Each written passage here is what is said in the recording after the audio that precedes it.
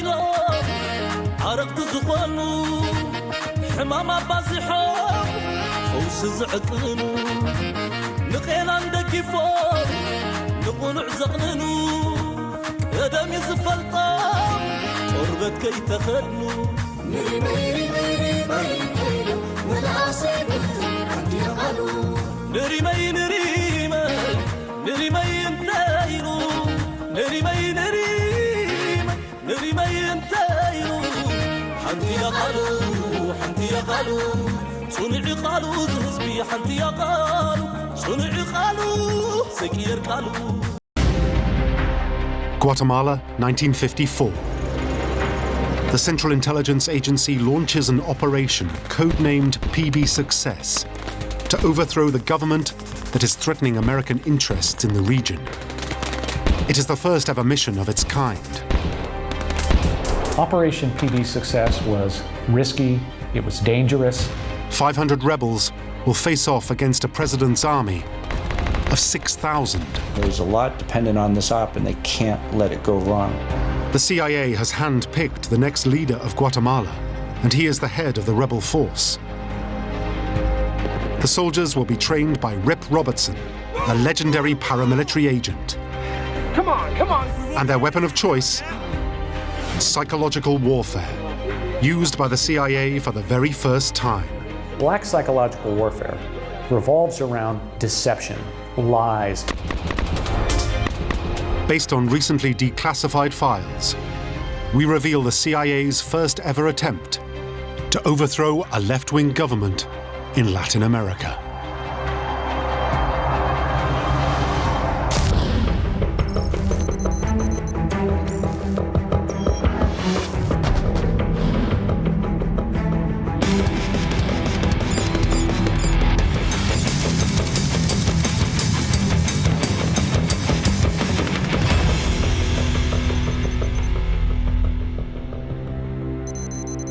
Washington, D.C.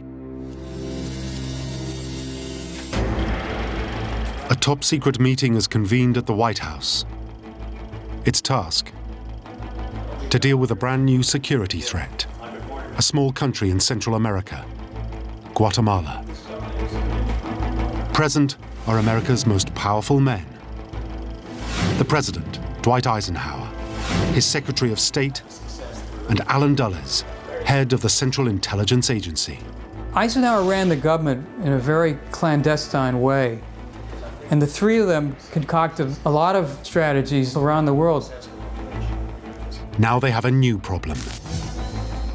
A country less than 800 miles from America's southern border, Guatemala, has recently elected a leader with known communist links, Jacobo Arbenz Guzman.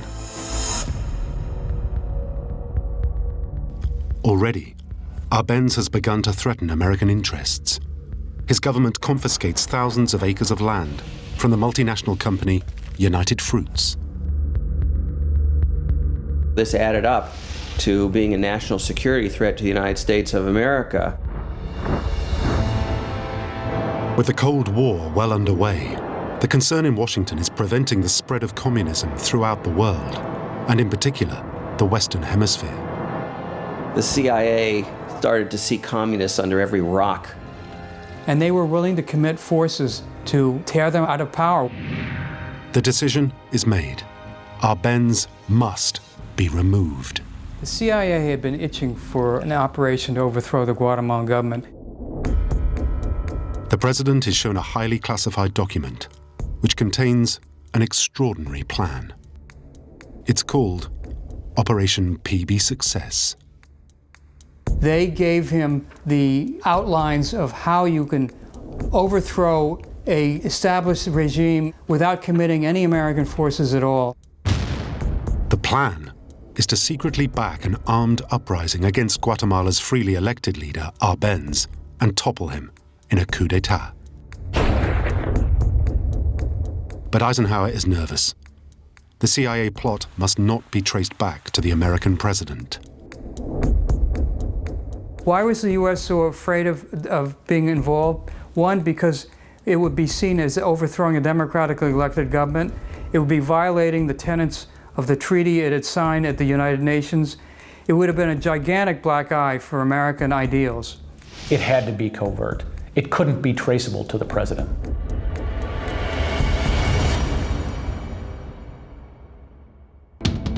The operation combines three key strategies. First, to invade with a small, specially trained force. Next, to apply external political pressure. And finally, to use a whole host of covert agency tricks. PB Success had a new strategy, things that had not been seen before, modes of action that had never been practiced before.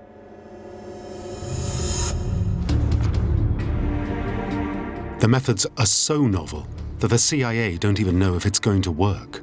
It was dangerous because nobody knew exactly what would happen.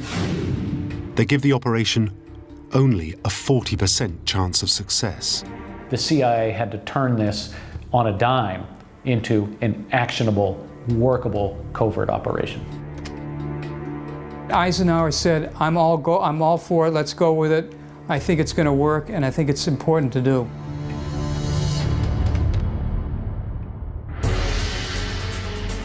The CIA's first move is to establish a command center at Opa-locka Air Base in Miami, Florida. The command center is so top secret that only a few men working directly under the president himself know where it is. Why Miami? Because first of all, it was outside of Washington, D.C. If they'd placed it in Washington, D.C., the whole operation would have been exposed. With the command center in place, the CIA now need a figurehead who can lead a rebel force against the Guatemalan president. The leader had to be somebody who was malleable, who would obey CIA edicts, and would be loyal to the U.S. government. The CIA place its bets on a man called Carlos Castillo Armas. Armas is a charismatic and ambitious Guatemalan colonel. 3 years earlier, he was involved in a failed military coup. He'd been locked up by the Guatemalans and, according to rumor, had made a brave escape. The CIA find him living in exile in Honduras. The CIA had decided he was the perfect candidate to lead the charge and reestablish, through him, U.S. control of Guatemala. Armas is flown to the command center at Opa-locka, and a deal is struck.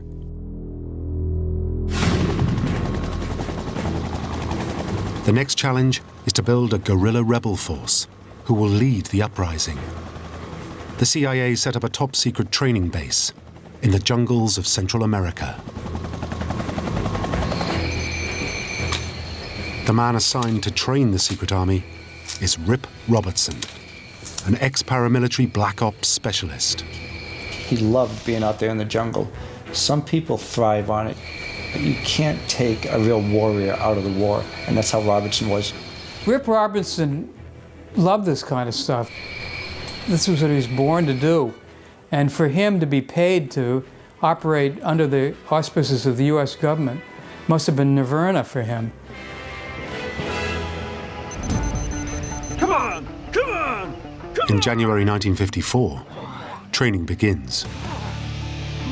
Robertson is told to turn these men into a trained fighting force in just 6 months. The troops are Guatemalan exiles, recruited from neighboring countries in Central America. Among them, professional mercenaries. Keeping the rebel force to no more than 400 men allows them to train in total secrecy.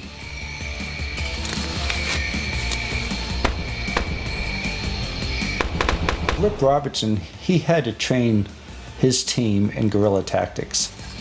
Like they say in special operations, you can come in, cause your damage, and get out undetected. Robertson trains them in sabotage, demolition, and weaponry, and puts them through a grueling routine that will get them across Guatemala's tough terrain.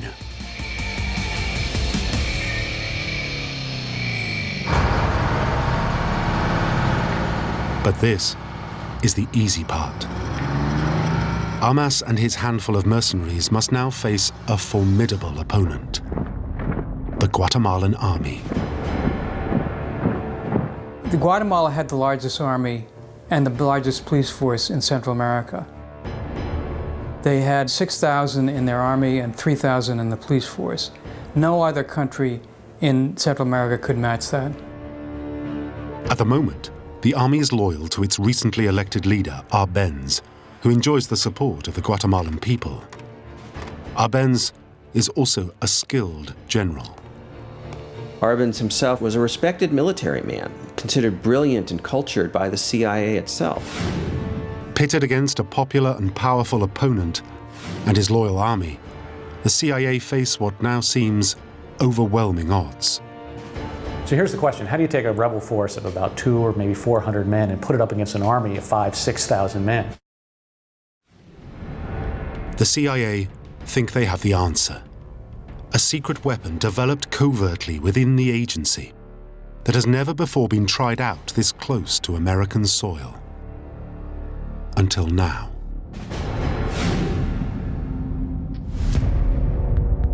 Psychological warfare, or PSYOPs, revolves around deception, lies, doing things, dirty tricks that you couldn't get away with if you revealed your identity. PSYOPs has been around since the Second World War, but until now had never been tried on this scale. This was the first time the CIA had ever tried this kind of maneuver to overthrow a government. The CIA recruits radio and public relations expert David Atlee Phillips to run the psychological warfare part of the operation. They call it Operation Sherwood. This is aimed directly at undermining the president's popularity by turning hearts and minds. So what do? They create a clandestine radio station. They call it Radio Liberación, or Voice of Liberation. The idea of the radio station would be to present it as the secret voice of the Army of Liberation that was about to come and free the people of Guatemala.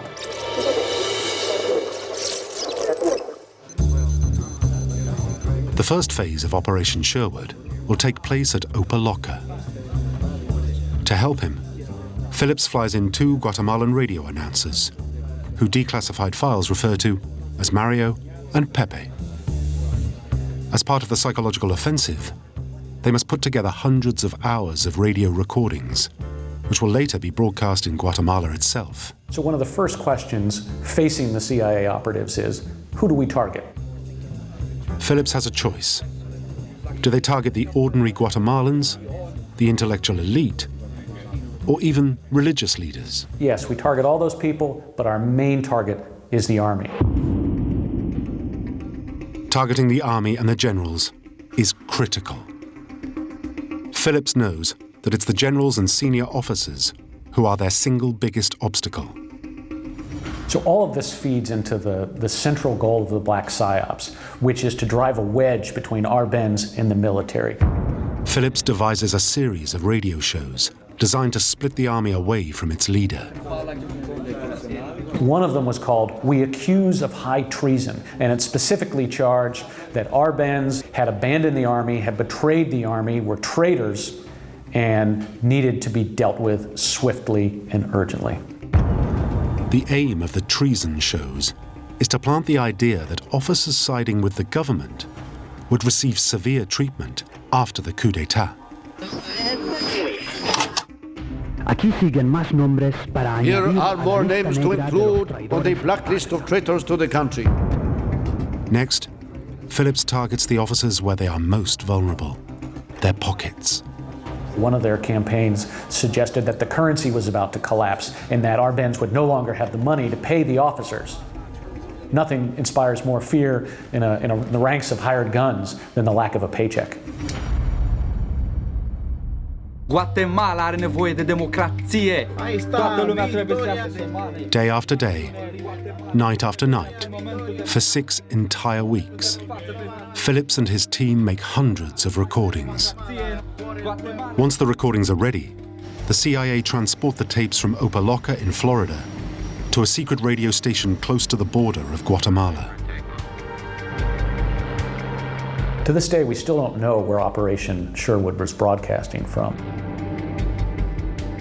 Some reports have it in the jungle in Honduras. Others have it in a barn on the farm belonging to the dictator of Nicaragua.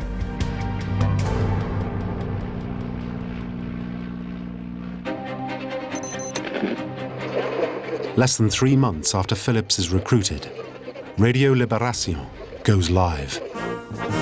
Radio Liberación, transmitiendo desde Radio Liberación, broadcasting from a secret place within the Republic, will be on air twice a day.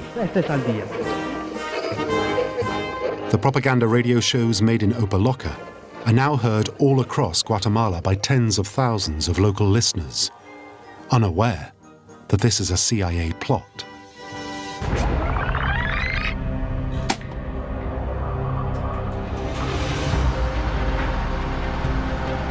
Meanwhile, with Rip Robertson's trained rebel force ready to strike, the CIA now execute the final piece of the master plan: to isolate President Arbenz politically. Setting up the isolation game begins in late October 1953, when the CIA fly American diplomat John Purifoy to Guatemala.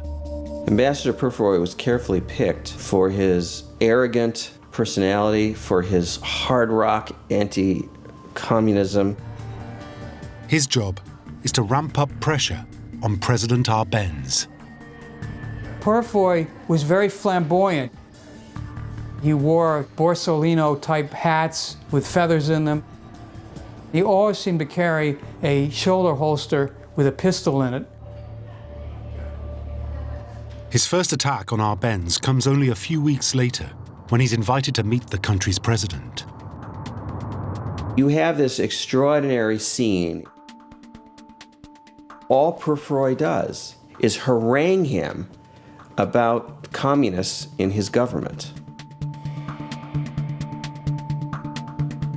And that really sort of laid down the marker of how Purifoy was going to behave from then on out. One of Purifoy's first jobs is to set up a secret CIA office inside Guatemala City. But where would an ambassador set up an operations center without being spotted by the government? It is, of course, the US Embassy, where he himself is based.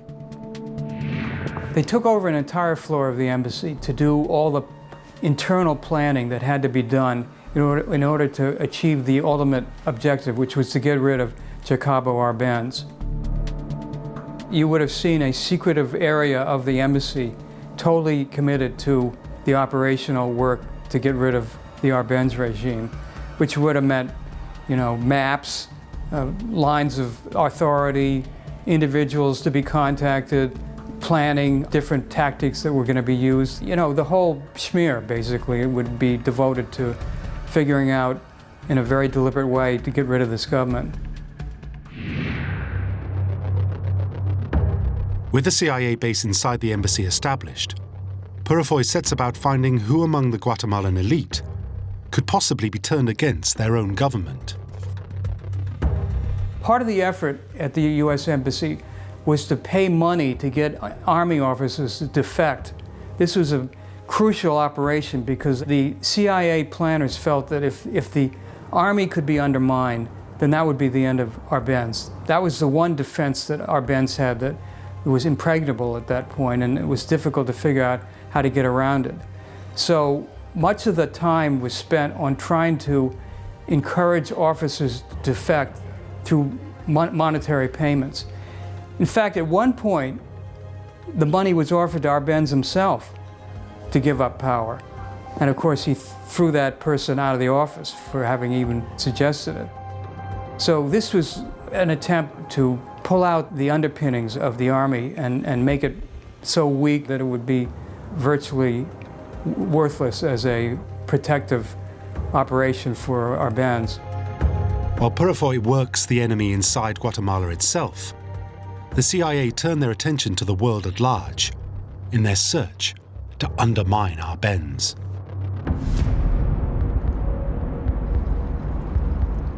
The CIA needs something big. A political incident so damaging that it will allow America to unleash a political barrage against Arbenz. They were, in fact, looking for a raison d'etre to give them justification for what they were about to do. And it fell into their laps. The CIA's lucky break comes not in Guatemala, but 6,000 miles away in communist Eastern Europe.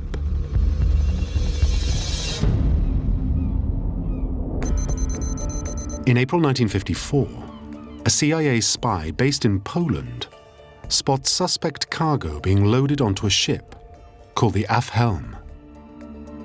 They were able to figure out that this ship had unusual characteristics, that it was probably carrying weapons. The spy reports the Afhelm to the CIA, alerting it to the fact it could be heading towards the Americas. The CIA tracks the progress of the Afhelm as it heads towards the Caribbean. They traced the voyage of the Afhelm through its shipping lane to Dakar in Africa and then on to the Dutch West Indies. But after 3 weeks, it suddenly makes a sharp turn and heads south. Ending up, totally to their surprise but pleasure, Puerto Boreas in Guatemala.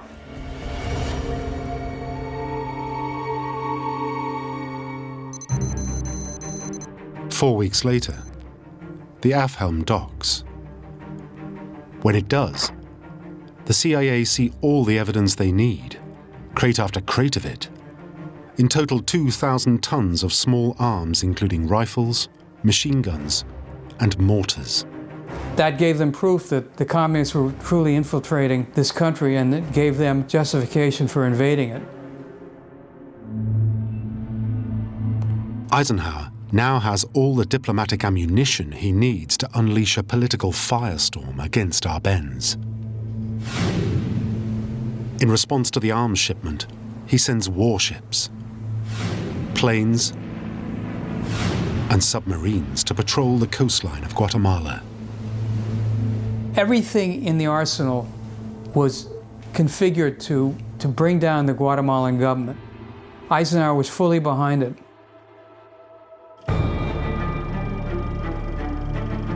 Arbenz can now only watch in horror as his country is strangled by a naval blockade. Arbenz and his generals begin to wonder if America itself will even invade. Arbenz understood that there was a significant campaign mounted against him by that point. Alarmed at Washington's show of force, Arbenz tries to build political bridges with America. He sent out his foreign minister, Torriello, to meet with Purifoy, the American ambassador, to see if they could work out a truce.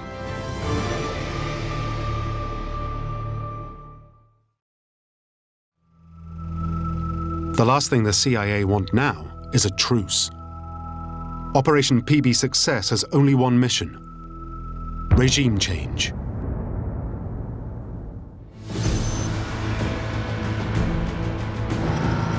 In mid-June, the 500-strong rebel army is transported to forward attack bases close to the Guatemalan border. They're deployed to 5 strike points along Guatemala's eastern front.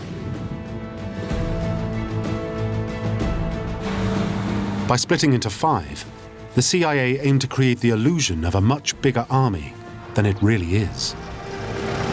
They created the dramatic sense that this was an all-encompassing assault from the Pacific side to the Atlantic side, from the neighboring countries, that would destroy every defense Guatemala had and allow Castillo-Ramos to take over the country.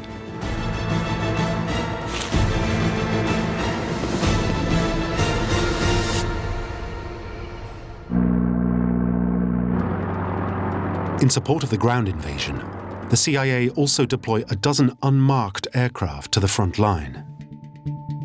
They were flown down by serving U.S. Air Force officers who to date have not been identified. From the point of view of military psychology, The aircraft were a tremendously important asset. The planes will not only back up the troops, but play a key part of the psychological operation by enhancing the illusion of a huge invasion.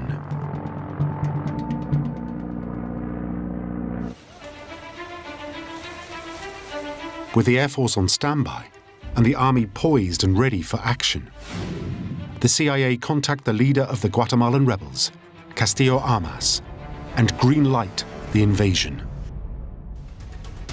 There's a lot dependent on this op, and they can't let it go wrong. The coup d'etat now begins. In late evening, coup leader Castillo Armas is on a remote road close to the Guatemalan border. He leads 120 of the total force of 500 soldiers. They are the eastern prong of the invasion.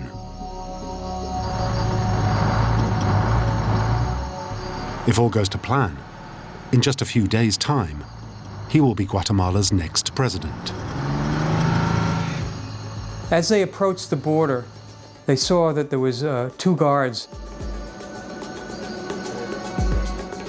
One of the guards is a customs official. He's quickly overpowered.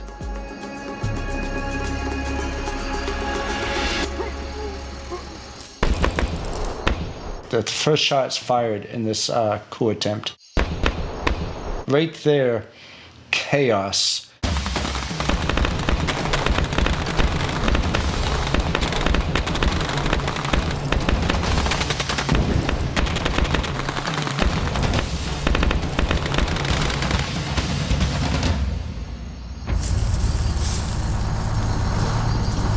The second guard lies dead as the convoy crosses the border into Guatemala.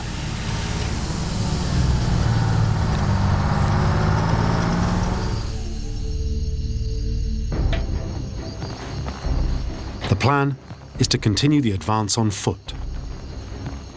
The CIA favors a guerrilla approach to hide the true size of the force. The longer they can have the army to believe that there are thousands of people in there, the greater advantage they had. Armas's men head through the tough terrain for 3 entire days. The jungle's thick, it's hard to navigate. You also have torrential downpours.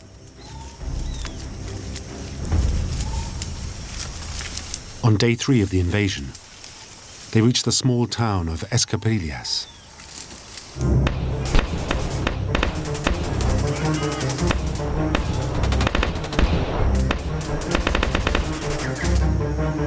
After a short battle with local policemen, Castillo Armas wins his first victory. People of Escopillas would have been a bit shocked by these guerrillas showing up in their main square. Some of the troops did was they handed guns out to various puzzled residents of this village to give them the sense that these people were joining forces with Castillo Armas to finally oust Arbenz. Meanwhile, 100 miles north of Armas, the second prong of the invasion crossed the border. They run into an army garrison at Gualan.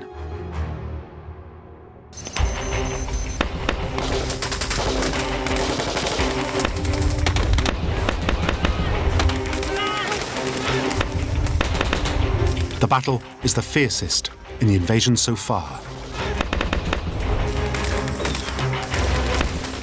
It rages for 36 hours.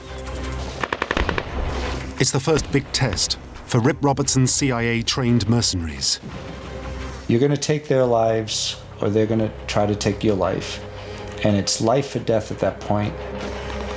But then, it starts to go wrong.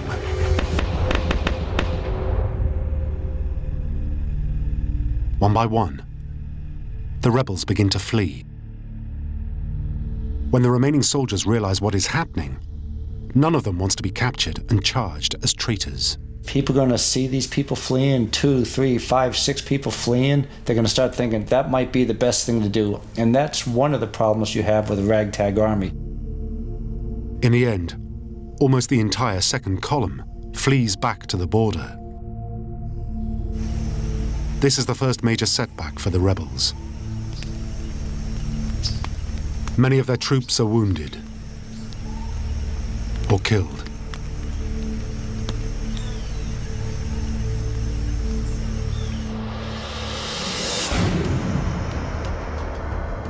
In Washington, the situation is about to get worse.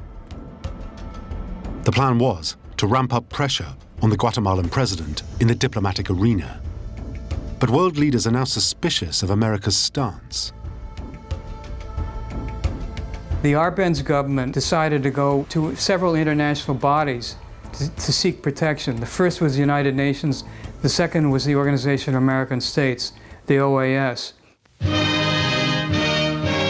Caracas, the 10th Inter-American Conference hears Foreign Minister Torriello of Guatemala, whose country is the target of a United States resolution against communism in the hemisphere. While accepting the resolution, The United Nations even agree to assemble an investigation team to analyze the invasion. This risks exposure of the CIA plot. Facing international humiliation and a failed coup d'etat costing millions of dollars, time is running out for Operation PB Success.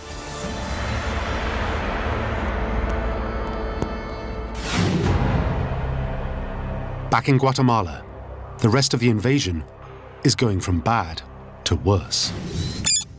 The third prong of the invasion, in El Salvador, doesn't even make it into Guatemala. 60 rebels are arrested as they try to cross the border.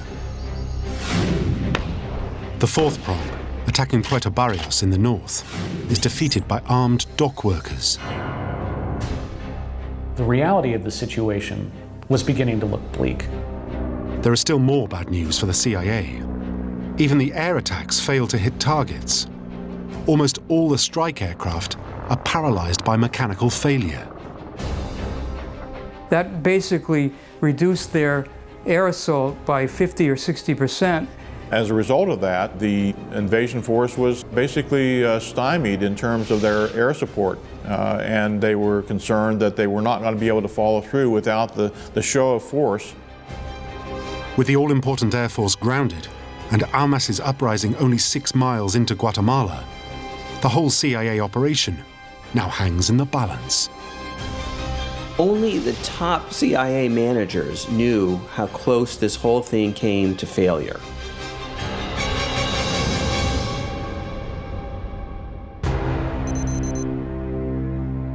A few days into the assault, the CIA receives a top-secret intelligence estimate, now declassified, that says we don't know where this thing is going to go. If the Army sides with Arbenz, our whole campaign is lost. But if it turns against Arbenz, this could be a victory. As the operation reaches crisis point, Alan Dulles, head of the CIA, holds a top-secret emergency meeting with President Eisenhower. The president is shocked when he hears about the military failures. Eisenhower was puzzled because he thought everything had been going correctly according to the plans of the CIA. Dulles tells it to him straight. The only chance of reversing the catastrophic invasion is if the president himself provides a small contingent of America's best fighter planes. So he asked Dulles point blank, can you really win this if I give you 2 more planes? And Dulles said, well, I think there's a 20% chance we can win this. And Eisenhower at that point paused and said, all right, I'll give you the planes.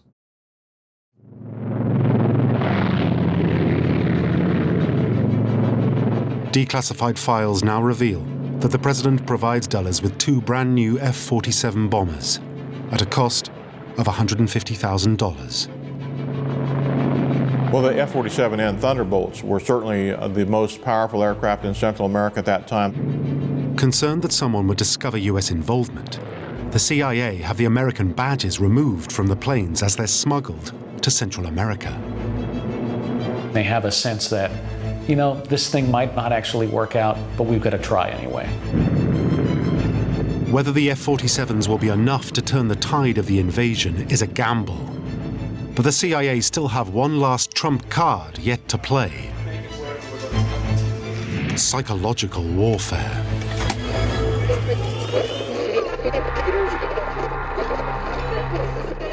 Operation PB Success was all based on illusions. It was based on the idea that you could create in the mind of the Guatemalan people that this huge force of rebels was about to take over the country.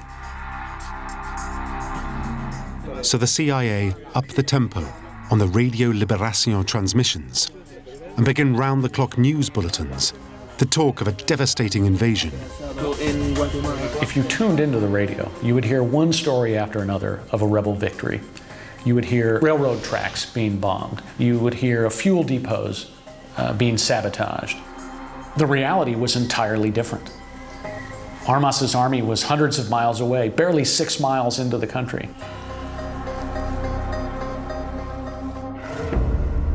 Next, the CIA targets the Guatemalan military.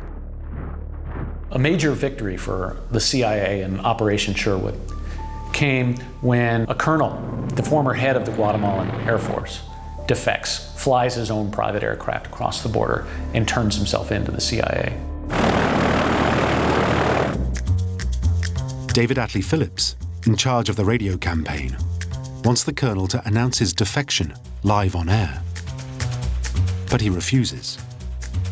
Phillips says, okay, have a scotch. Have another scotch. Next thing you know, the guy's sort of in a semi-drunken stupor. With the colonel becoming increasingly drunk, Phillips secretly records his words on a reel-to-reel machine as he recounts his defection. As soon as Phillips could, he spliced the tape and put it on air.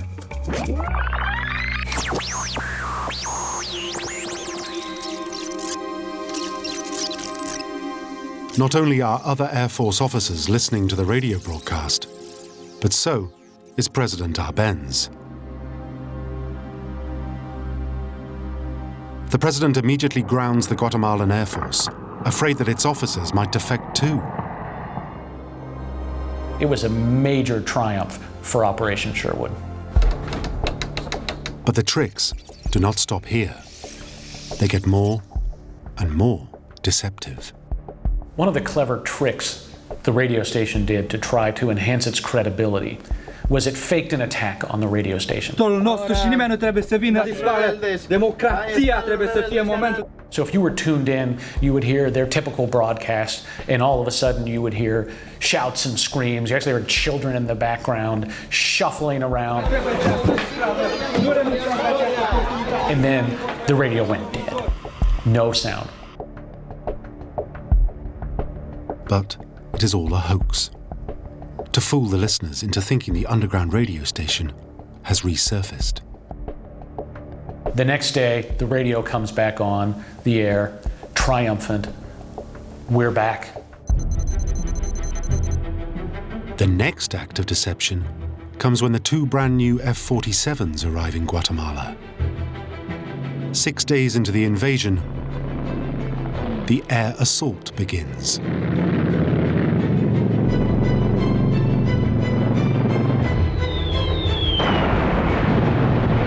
They'd never seen anything like an F-47N Thunderbolt making a low, very aggressive attack over their city. When we first heard the planes, my mom got very scared, and she hid us all under the bed. It was a difficult time because we'd never lived through a war before.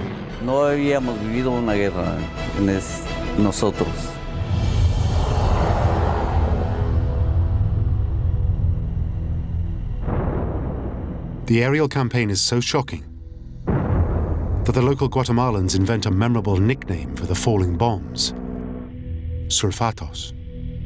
Sulfato, of course, is a Spanish term meaning laxative, something that would make you go to the facility. That's the gross effect that it had upon the Guatemalan populace. After the bombing, strafing. Strafing from the air is probably one of the most terrifying things that a person on the ground can endure. You have an aircraft that's making an enormous amount of noise. You don't seem to be able to get away from it. It's coming directly at you, it seems, with guns blazing out of the wings. Era pánico, ¿no? We were very afraid. It was painful. It was utterly horrific. Algo muy pavoroso. So imagine the scene in Guatemala, a country that had not experienced terrifying bombing raids, right? And all of a sudden, a low-flying aircraft, engines blazing, dropping an explosive. A loud, colossal sound erupts over the vicinity.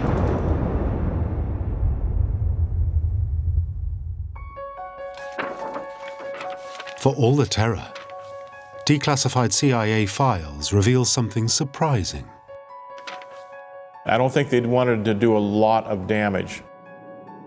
Had the F-47s really wanted to unleash a devastating aerial attack, they would have used the 500-pound bombs for which they were designed.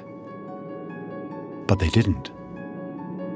If they'd gone in there with 500-pounders, F-47N can carry at least 3 500-pounders. They could have done a lot of damage.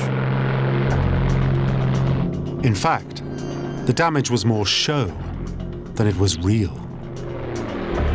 Records suggest that not a single death occurred, or even one heavy-duty bomb is dropped during the campaign. In some cases, actually, they dropped Coke bottles from the aircraft because the popping of the glass sounded like a loud explosion. This is all part of the psychological operation. The aim of the aerial campaign is not to kill, but to create chaos and panic among the Guatemalan population. One time they drop a big bomb that isn't actually an explosive device, but it releases a huge black cloud over the city, creating the sense that something horrific had happened. The smoke bomb leads many local Guatemalans to believe that they are under direct attack. Entonces fue cuando divisamos nosotros. That was when we saw it. That black smoke was coming out from some place in the capital. The CIA's psychological tactics go even further. Another piece of Black Ops tradecraft was to replicate the sounds of a bombing run. So they actually outfitted the embassy in Guatemala City with huge loudspeakers that played the sounds of a bombing run, of jet craft going overhead, to inspire fear among the population.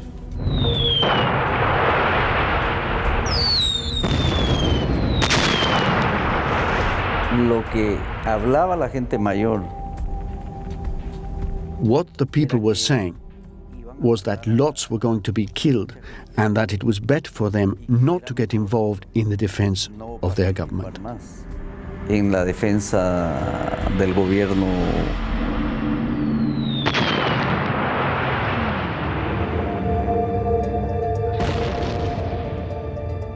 Although the psychological offensive is beginning to work, the rebel army is down to a last desperate handful of troops only 6 miles into the country itself. And Arbenz is still in power. The CIA is about to make an incredible gamble to bluff its way from defeat to stunning victory. Right at this critical stage, Phillips introduced what he called his most important big lie. The important big lie is the final stage of the fake radio broadcasts, presenting an entirely made-up version of the invasion. So in some ways there were 2 invasions. There was the real invasion that showed a paltry invasion force, its numbers reduced by half. And then there was the map created by Radio Liberación. It suggested the force was having unimpeded progress. The CIA radio broadcasts tell of one victory after another, an invasion which in reality doesn't exist at all. Rebel forces were moving. They were moving towards the capital. The invasion was successful. The uprising was coming.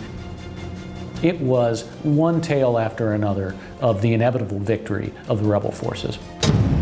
The biggest lie of all is when the radio reports that thousands and thousands of fictitious soldiers are closing in on Guatemala City itself.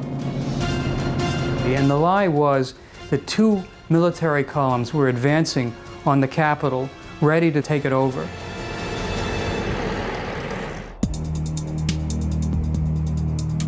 The big lie gamble now pays off.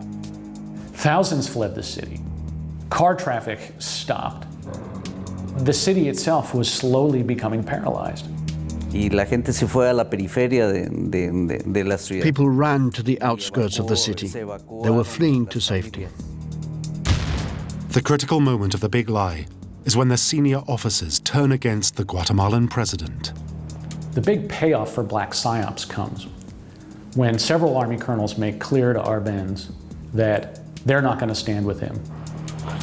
They basically tell him, you and your communist friends have got us in trouble with the Americans, and now you've got to step down. One by one, the officers around Arbenz distance themselves from the isolated president. So you're a colonel in the Guatemalan army. You're hearing news of military action, and you're starting to ask yourself, where am I going to be? Where am I going to stand when the dust settles? Politically isolated, the pressure on Arbenz surges to dizzying heights. Not only does he fear defeat at the hands of his bitter enemy, Armas, but also the terrifying prospect that America is behind him. It's not the issue of us fighting Castillo Armas and his guys. It's that the United States is threatening to invade and we'd have to fight them. He was sitting in his presidential office, bewildered and unsure what to do. He had collapsed internally.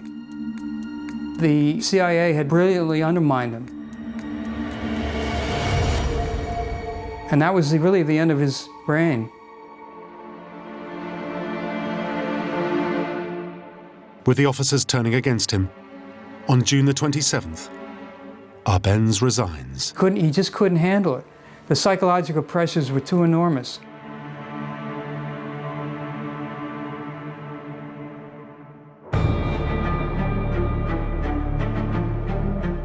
Ten days later, Castillo Armas is sworn in as Guatemala's new president.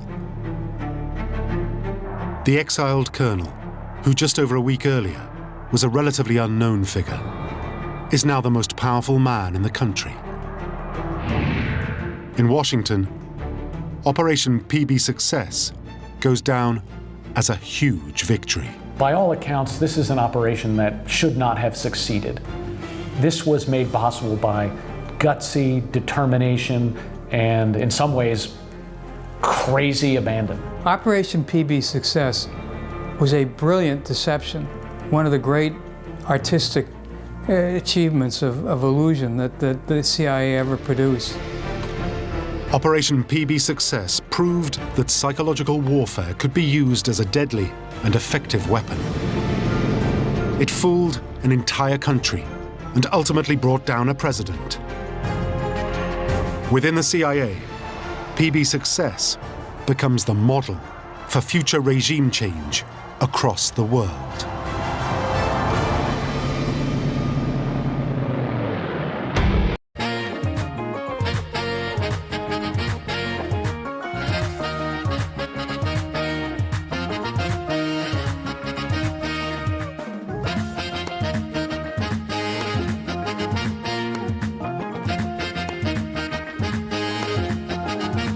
شلامالا يلن شلامالا بزا هاجر يلن شلامالا بزا هي بسوز تخلا حنت نساتك زي بالله شلامالا يلن شلامالا بزاريمنا جقنا زتخلا حيالي وزهزبي تسحيلو زوته للسلام كمتن موت زمرته برتعي أمينو فتحي مسكبته بتلك تخبتو حساسنا المته نلبو تجيب منقدونا وته شولكي رمت كوينو بيد زيته تحزن سلام عليكم سلام على بزحاقي سلام على ندحري تحسبوا كلمة زي فرح انت يبطري على اقدموا زتنعي كربيتنا شرطتو ما ينبني بنازبو انقرات كاكاتينو من كادقعي زبو كم زي كونو قدم زستبهال بهاجرو شالا مالا زي بله قبناتات شرحي زقاله بتسقم نديد وزتابع صدفو مخصقرو زي سقا ناي حالنا تقنافات زتنح ناتصنت كدلي روحونا غابت عبسط انت مسرح معرنا رقت بتصفي بتتاحيزو بقفي حزوت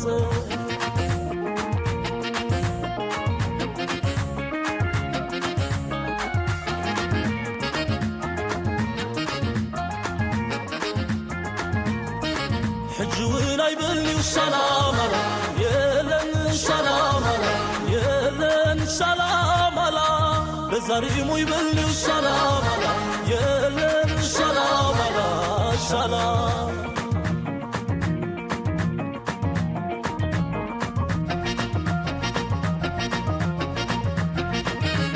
هاجري على المور هاجري خدانو خالق على يلا اسمعون الأذنو ملاسي يبلون هاجري مسبلة حيالي وزهزبي نتزستو على نري ميري ميري ميري ملاسي يبلون عندي غالو نري مي نري مي نري مي انتايلو نري مي نري مي نري مي انتايلو حمدي يا قالو حمدي يا قالو صنع قالو زهزبي حنتي يا قالو صنع قالو سيكير قالو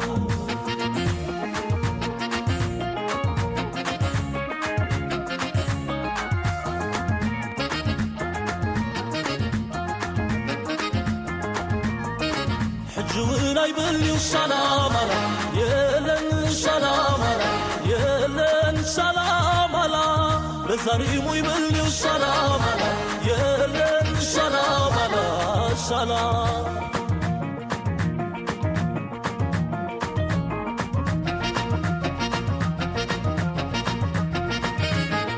حد قاتلو عرقت زقونو حمام بازحو فوس زعقنو نقينا ندكفو نقنع زقننو قدم يزفلطا قربت كي تخدنو نري ميري ميري ميري ملاسي يبلون عندي غالو نري مي نري مي نري مي انتايلو نري مي نري مي نري مي انتايلو حنتي يا قالو حنتي يا قالو صنع قالو زهزبي حنتي يا قالو صنع قالو سكير قالو